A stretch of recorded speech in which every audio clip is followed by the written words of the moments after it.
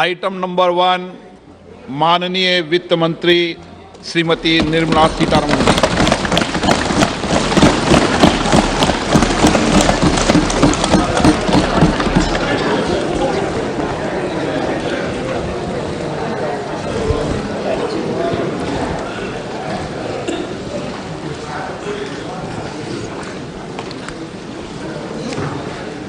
Honorable Speaker, I present the budget for 2023-2024. This is the first budget in Amrit Kal.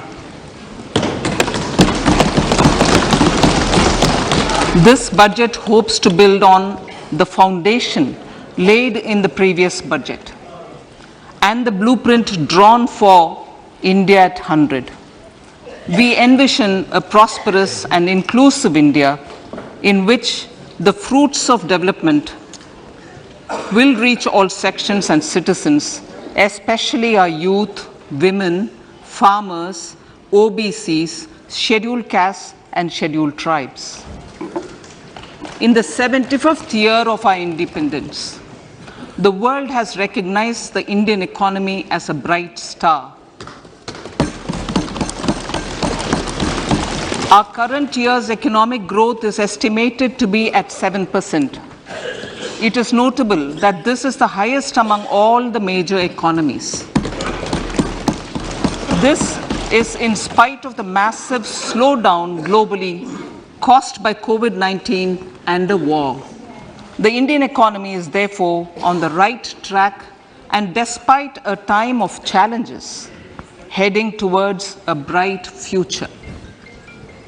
Today, as Indians stand with their head held high and the world appreciates India's achievements and successes, we are sure that elders who had fought for India's independence will, with joy, bless us in our endeavors going forward as well.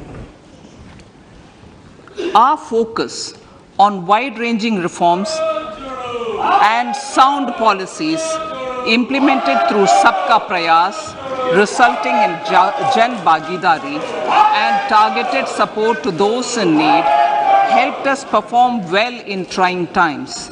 India's rising global profile is because of the several accomplishments. Unique world-class digital public infrastructure, example, Aadhaar, CoWIN and UPI. COVID vaccination drive in unparalleled scale and speed, proactive role in frontier areas such as achieving the climate-related goals, Mission Life and National Hydrogen Mission. During the COVID-19 pandemic, we ensured that no one goes to bed hungry with a scheme to supply free food grains to over 80 crore persons for 28 months. Continuing our commitment to ensure food and nutritional security, we are implementing from 1st January 2023 a scheme to supply free food grain to all Antyodaya and priority households for the next 1 year. Under PM Garib Kalyan Anna Yojana, the entire expenditure of about 2 lakh crore will be borne by the central government. In these times of global challenges, the G20 presidency gives us a unique opportunity to strengthen India's role in the world economic order. With the theme of Vasudhaiva Kutumbakam, we are steering an ambitious people-centric agenda to address global challenges and to facilitate sustainable economic development. The government's efforts since 2014 have ensured for all citizens a better quality of life and life of dignity. The per capita income has more than doubled to 1.97 lakh rupees.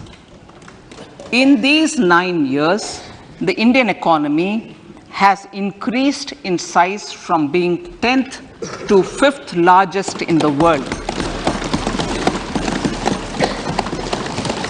We have significantly improved our position as well as a well-governed and innovative country with a conducive environment for business as reflected in several global indices. We have made a significant progress in many sustainable development goals. The economy has become a lot more formalized as reflected in the EPFO membership, more than doubling to 27 crore and rupees 7,400 crore digital payments of 126 lakh crore rupees through UPI in 2022. The efficient implementation of many schemes with universalization of targeted benefits has resulted in inclusive development. Some of the schemes are 11.7 crore household toilets under Swachh Bharat mission, which is achieved, 9.6 crore LPG connections under Ujjwala, 220 crore COVID vaccination of 102 crore persons, 47.8 crore PM Jan Dhan bank accounts, insurance cover for 44.6 crore persons under PM Suraksha Bima and PM Jeevan Jyoti Yojana, and cash transfer of 2.2 lakh crores of rupees to 11.4 crore to over 11.4 crore farmers under PM Kisan Samman Nidhi. Our vision for the Amrit Kal includes technology-driven and knowledge-based economy with strong public finances and a robust financial sector. To achieve this, Jan Bhagidari through Sabka Saath Sabka Prayas is essential. The economic agenda for achieving this vision focuses on three things. First, facilitating ample opportunities for citizens, especially the youth, to fulfill their aspirations. Second, providing strong impetus to growth and job creation. And third, strengthening macroeconomic stability. To service these focus areas in our journey to India at 100, we believe that the following four opportunities can be transformative during Amrit Kal. Economic empowerment of women. Deen Dayal Antyodaya Yojana National Rural Livelihood Mission has achieved remarkable success by mobilizing rural women into 81 lakh self-help groups. We will enable these groups to reach the next stage of economic empowerment through formation of large producer enterprises or collectives, with each having several thousand members and managed professionally. They will be helped with raw materials supply and for better design, quality, branding, and marketing of their products. Through supporting these policies, they will be enabled to scale up their operations to serve the large consumer markets, as has been the case with the several startups growing into unicorns. PM Vishwakarma Kaushal Samman, PM Vikas. For centuries, traditional artisans and craftspeople who work with their hands using tools have brought renown for India. They are generally referred to as Vishwakarma. The art and the handicraft created by them represents the true spirit of Atmanirbhar Bharat.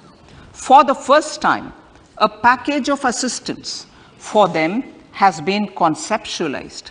The new scheme will enable them to improve the quality, scale, and reach of their products integrating them with the MSME value chain.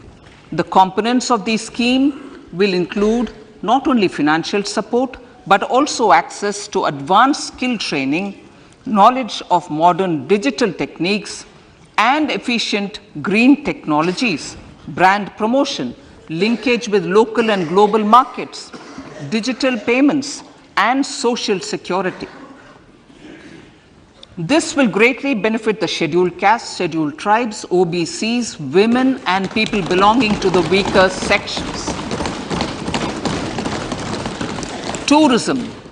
The country offers immense attraction for domestic as well as foreign tourists. There is a large potential to be tapped in tourism. The sector holds huge opportunities for jobs and entrepreneurship for youth in particular. Promotion of tourism will be taken up on mission mode with active participation of states, convergence of government programs, and public-private partnerships. Green growth. We are implementing many programs for green fuel, green energy, green farming, green mobility, green buildings, and green equipment, and policies for efficient use of energy across various economic sectors. These green growth efforts help in reducing carbon intensity of the economy and provides for large-scale green job opportunities.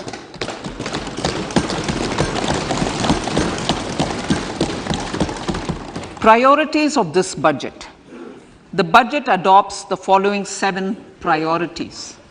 They complement each other and act as the Saptarishi guiding us through the Amritkal. Inclusive development, reaching the last mile, infrastructure and investment, unleashing the potential, green growth, youth power, and financial sector. I now speak on the priority number 1, inclusive development. The government's philosophy of Sabka Saath, Sabka Vikas has facilitated inclusive development covering in specific farmers, women, youth, OBCs, scheduled castes, scheduled tribes, Divyangjan, and economically weaker sections, and overall priority for the underprivileged, Vanchiton ko Variyata. There has also been a sustained focus on Jammu Kashmir, Ladakh, and the Northeast. This budget builds on those efforts.